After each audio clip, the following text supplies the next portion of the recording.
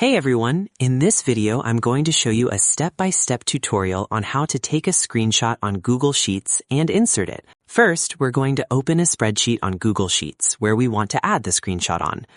So to take a screenshot in Google Sheets and insert it into your spreadsheet, first capture the screenshot on your device. On Windows, you can use the snipping tool or press Windows plus Shift plus S.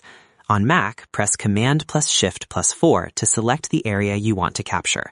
And on other laptops, you can use its specific screenshot command. Then, an easy way to insert it is by clicking on Ctrl plus V, which will automatically paste it right there and then. If you want a more direct process, click on Insert in the top menu, then select Image.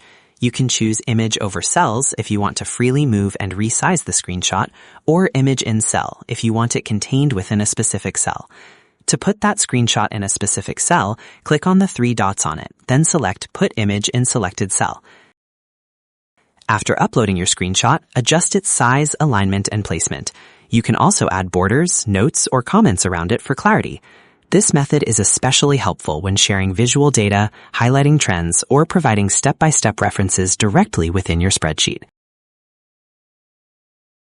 Pro tip: if you're using screenshots regularly, consider resizing your rows and columns first to keep everything aligned and organized. Also, compress large images before uploading to prevent your sheet from slowing down. Keeping screenshots clean and properly placed makes your spreadsheet look more professional and easier to understand. So that's how you did it. I hope you guys liked this video. Subscribe for more, like for more, and share for more. I hope to see you again. Goodbye.